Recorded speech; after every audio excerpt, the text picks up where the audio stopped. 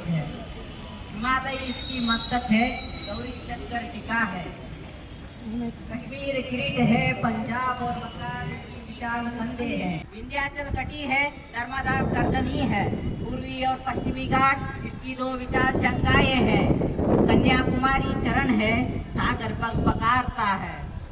बारिश की काले काले बूंद इसकी कुंतल केश है। सूरज और चांद आरती उतारते हैं इसकी। ये वंदन की भूमि है, अभिनंदन की भूमि है।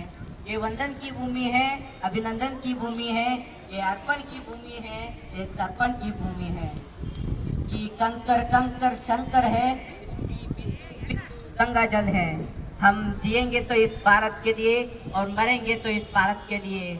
मरने के बाद भी यदि गंगा में बहती हमारी अस्थियों को कोई कान लगाकर सुनेगा तो एक ही आवाज सुनाई देगी, भारत माता की जय।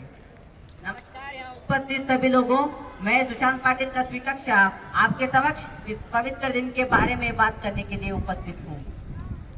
साल 1919 का दिन बैसाखी का था आया, अमृतसर की पावन धरती पर खुशियों का मेला था छाया। जलियांवाला बाग की मैदान में उमड़ पड़ा था हिंदुस्तान, बच्चे बूढ़े और जवान सब में बसता एक ही जान। अरे कोई हथियार नहीं थे हाथों में, बस आजादी का प्यास था बातों में। वाला त्याग का था विरोध, फिर भी शांत था सबका क्रोध। रास्ता था छोटा, दीवारें थी ऊंची, फिर भी मौत का परछाई बाग आ पहुंची। तभी जनरल डायर आया बनकर जालिम शैतान, अंग्रेजों ने घेर लिया बाग का पूरा मैदान। बाहर जाने का इकलौता रास्ता कर दो जाम, कर दो जाम, कर दो जाम। इन बागियों को मैं सिखाता हूँ भागवत का अंजाम। कोई चेतावनी नहीं, कोई मोहलत नहीं, कोई चेतावनी नहीं, कोई मोहलत नहीं। सिपाहियों बंदूकें तानो, दाएं दाएं दाएं दाएं दाएं। गोलियां चली, बंदूकें चले, हर तरफ चीख और पुकार, हर तरफ पड़ता हाहाकार हाहाकार। 1650 गोलियां चली, धनाधन धनाधन। अरे कहाँ भागे, किधर छुपे, कुएं में कूदो, कुएं में कूदो। जान बचाने के लिए कूदे थे, मौत वहां भी कड़ा था। बाग के उस सूखे कुएं में जिस्मों की ढेरी पड़ी थी। लाल से खून से लथपथ हो गया मिट्टी, लाल हो गया आसमान। अंग्रेजों के इस क्रूर जुल्म से देह लुटा दे कोई इंसान। उन्हीं इंसानों में एक थे भगत सिंह। जब वे इस हत्याकांड को देखते हैं तब अंग्रेजी शासन के खिलाफ स्वतंत्र आंदोलनों की आयोजन की। पर एक दिन आया, उस दिन भगत सिंह, सुखदेव और राजगुरु रोज से बहुत खुश नजर आ रहे थे। फांसी की तख्ते की ओर एक एक कदम यूं बढ़ा रहे थे जैसे अपने मां से मिलने जा रहे हों। एक दूसरे को ऐसे गला मिला रहे थे जैसे मौत को हरा कर आए हुए हो। उनका एक एक मुस्कुराहट बोल रहा था, माँ तुझे जो वादा किया था वो आज हम पूरा कर रहे हैं। हम जिए तो तेरे लिए जिए और तेरे लिए मर रहे हैं। ऐसे हजारों लाखों लोगों के, ऐसे हजारों लाखों बलिदान, हजारों लाखों भगवानों के बलिदान से हम स्वतंत्र हुए हैं और आज हम सब भारत बनकर रह रहे हैं। क्या सिर्फ भारत बन के रहना काफी है? बिल्कुल भी नहीं। ये सिर्फ भारत बन के नहीं, एक समृद्ध भारत, एक आत्मनिर्भर भारत, विकसित भारत, एक विश्व गुरु भारत बनना चाहिए। 2047 में जब भारत अपना आजादी का शताब्दी मना रहा होगा तब इतिहास हमसे प्रश्न पूछेगा, जब भारत के लिए नीतियां बन रही थी तब तुम क्या कर रहे थे। इसलिए इस मंच के माध्यम से यहाँ उपस्थित सभी युवाओं को मैं आह्वान करता हूँ, आओ हम इस देश के लिए अच्छी अच्छी नीतियों को सींचे। और यहाँ आश्वासन देता हूँ, हम वो पीढ़ी बनेंगे जो इस भारत को विश्व गुरु के सिंहासन पर बैठते हुए देखेंगे।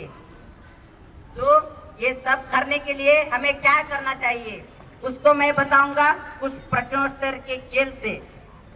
First and foremost, who is the real Indian youth? Real Indian youth is one who breaks the barriers like Abhimanyu charging into the Chakravyuha, breaking the outdated systems.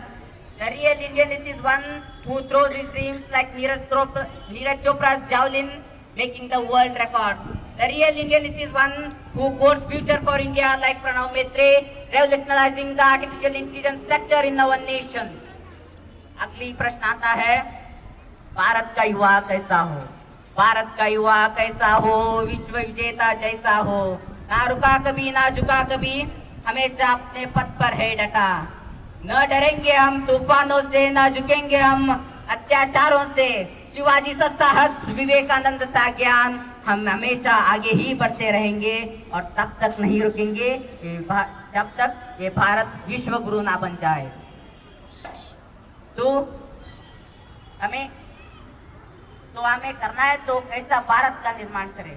हमें ऐसा भारत का निर्माण करना चाहिए जो भूगोल में, खगोल में, विज्ञान में, अनुसंधान में, पर्यावरण संरक्षण में सिरमौर बनकर इस भारत को विश्व गुरु का सिंहासन पर पुनः आरूढ़ करें। इसलिए आओ जवान है वसुंधरा पुकारती है, देश है पुकारती माँ भारती। ऐसा भारत का निर्माण करने के लिए हम युवा क्या करें?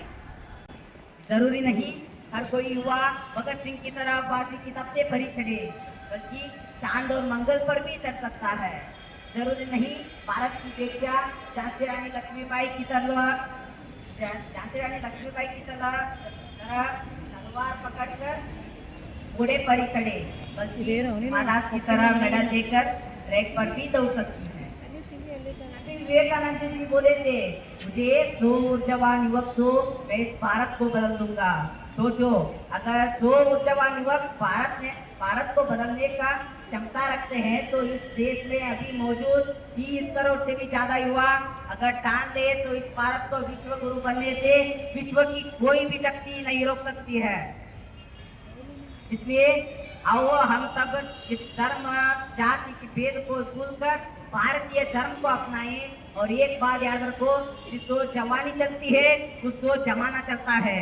हम वो जंजीर नहीं जो भारत को टुकड़े टुकड़े करने का बात करें, हम वो जंजीर हैं जो इस भारत को एकता की तरफ लेकर इस भारत को पुनः एक सक्षम भारत बनाएंगे।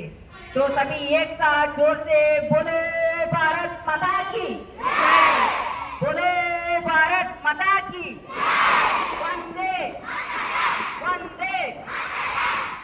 जय भारत, झंडा ऊंचा रहे हमारा। धन्यवाद।